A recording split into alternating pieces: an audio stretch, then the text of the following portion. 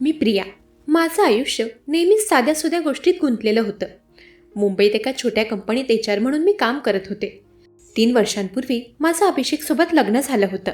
सुरुवातीला सगळं छान होतं, पण हळूहळू आमच्यात अंतर वाढू लागलं. कारण काही नव्हतं, फक्त दोघांच्या व्यस्ततेमुळे आमच्यात बोलणंही कमी झालं होतं. अभिषेक त्याच्या बिझनेसमध्ये इतका गुंतलेला असायचा की महिन्यातून 2-3 दिवस तर तो घरीच येत नव्हता. मी एकटीच राहायचे. सासर त्यांचं वेगळं घर होतं. आम्ही दोघे आमचं वेगळं राहत होतो. माझ्या आईवडिलांचं घर पुण्यात होतं, म्हणून मीही त्यांच्याकडे वारंवार जाऊ शकत नव्हते. एके दिवशी ऑफिसमध्ये एक नवीन मुलगा जॉईन झाला. त्याचं नाव होतं आदित्य. तो IT डिपार्टमेंटमध्ये होता, पण HR मध्ये त्याचं बरंच काम असल्यामुळे तो वारंवार माझ्या डेस्कवर यायचा. सुरुवातीला तर फक्त कामाबद्दल बोलणं होतं, पण हळूहळू आम्ही चहाला व लंचच्या वेळी बोलू लागलो. आदित्य खूपच हसमुख स्वभावाचा होता. त्याच्या बोलण्यात एक वेगळाच आकर्षण होतं. तो माझ्याशी सहजपणे बोलायचा, माझं ऐकायचा. अभिषेककडून जी गोष्ट मला मिळत नव्हती ती म्हणजे माझं ऐकणं. ते आदित्य सगळं करायचा आणि मला त्याचं ते वागणं आवडायला लागलं होतं. एके दिवशी ऑफिसमधला एक प्रोजेक्ट खूप गडबडीचा होता. मला आणि आदित्यला रात्री उशिरापर्यंत ऑफिसमध्ये राहावं लागलं. रात्री 10 वाजले होते. सगळे निघून गेले होते. आम्ही दोघेच होतो. प्रोजेक्ट पूर्ण झाल्यावर आदित्य म्हणाला, प्रिया, इतकी मेहनत केलीस, चल कॉफी घेऊन येऊ. आम्ही ऑफिस कॅन्टीनमध्ये गेलो. तिथे बसून आम्ही बोलू लागलो. त्याने विचारलं, तुझं घर कसं चाललंय? तू कधी तुझ्या नवऱ्याबद्दल बोलत नाहीस. मी थोडा वेळ गप्प राहिले. मग मी म्हणाले, काय सांगू आदित्य, अभिषेक खूप व्यस्त असतो. आमच्यात आता बोलणं कमी झालंय. कधी कधी असं वाटतं की मी एकटीच आहे त्या घरात. तेव्हा आदित्यने एकदम माझ्या डोळ्यात पाहिलं आणि म्हणाला, प्रिया, तू एकटे नाहीयेस. मी आहे ना तुझ्यासाठी. तुला कधी कोणाशी बोलायचं असेल तर मी नेहमी इथे आहे. त्या क्षणी मला काहीतरी वेगळंच जाणवलं. त्याच्या शब्दात एक प्रामाणिकता होती, पण मनातून एक भीती पण होती. हे योग्य आहे का? घरी आल्यावर अभिषेक झोपला होता. त्याला कामाचा थकवा आला असेल. मी त्याला जागा करायची हिंमत केली नाही, पण मनात विचार येत होते. आम्ही कधी शेवटचं एकत्र बोललो होतो? कधी आम्ही एकमेकांना वेळ दिला होता? पुढच्या काही आठवड्यात आदित्यसोबत माझे बोलणे वाढत गेले. आम्ही रोज लंचवर एकत्र जात असू. ऑफिसच्या बाहेर कधी कधी कॉफीला भेटायचो. माझ्या मनात एक अपराधीपणा होता, पण तरीही मला त्याची सोबत आवडायची. एके दिवशी आदित्यने मला सांगितलं की त्याचं ब्रेकअप झालंय 2 वर्षांपूर्वी. त्यामुळे तो अजूनही सिंगल आहे. त्याने जेव्हा हे सांगितलं तेव्हा मला थोडं विचित्र वाटलं. का सांगतोय तू मला हे सगळं? त्याच रात्री घरी येताना माझं अभिषेकशी भांडण झालं. मी त्याला म्हणाले, अभिषेक, तू कधी माझ्यासाठी वेळ काढतोस? आपण कधी शेवटचं एकत्र कुठे गेलोय का? तो चिडून म्हणाला, प्रिया, मी इतकं कष्ट करतोय ते आपल्यासाठीच. तुला काय पाहिजे? पैसे नाहीत का? पैसे नाही, मला तू पाहिजे. मी रडतच म्हणाले, पण त्याने माझं ऐकलंच नाही. तो त्याच्या रूममध्ये गेला आणि दरवाजा बंद केला. पुढच्या दिवशी ऑफिसमध्ये मी खूप शांत होते. आदित्यला लक्षात आलं.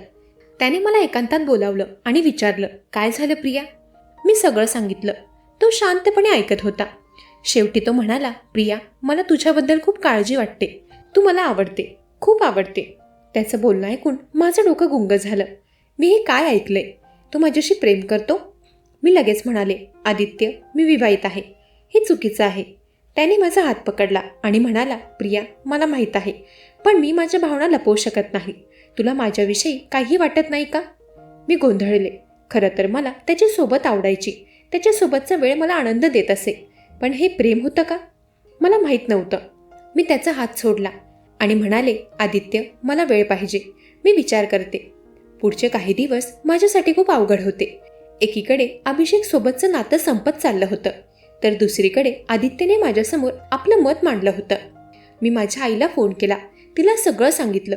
ती म्हणाली, प्रिया, लग्न हे फक्त प्रेमावर नाही तर विश्वासावर, वचनांवर टिकलेलं असतं. तू आणि अभिषेक एकदा नीट बोला. समस्या काय आहे ते समजून घ्या. दुसऱ्या कोणाकडे जाण्यापूर्वी आपल्या नात्याला संधी दे. आईचे शब्द माझ्या मनावर पडले. मी ठरवलं की मी अभिषेकशी एकदा मन मोकळेपणाने बोलेन.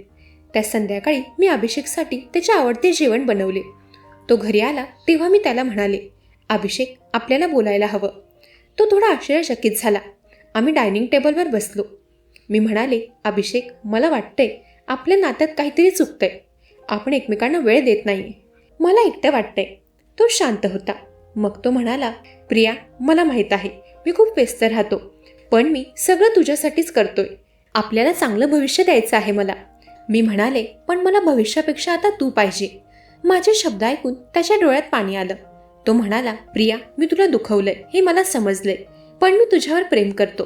तू माझ्यापासून दूर जाऊ नकोस. मी बदलतो, मी वेळ काढतो आपल्यासाठी. त्या रात्री आम्ही खूप बोललो, रडलो आणि एकमेकांना समजून घेतलं. दुसऱ्या दिवशी मी आदित्यला भेटले.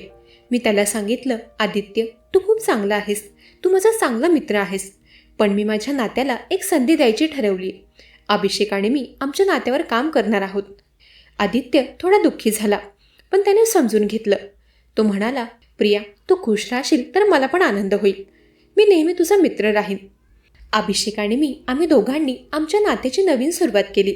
आम्ही आठवड्यातून एक दिवस फक्त आमच्यासाठी ठेवायचो. कुठेतरी जायचो, बोलायचो, एकमेकांच्या जवळ यायचो. आज 3 वर्ष झाली त्या दिवसाला. आम्ही खूप खुश आहोत.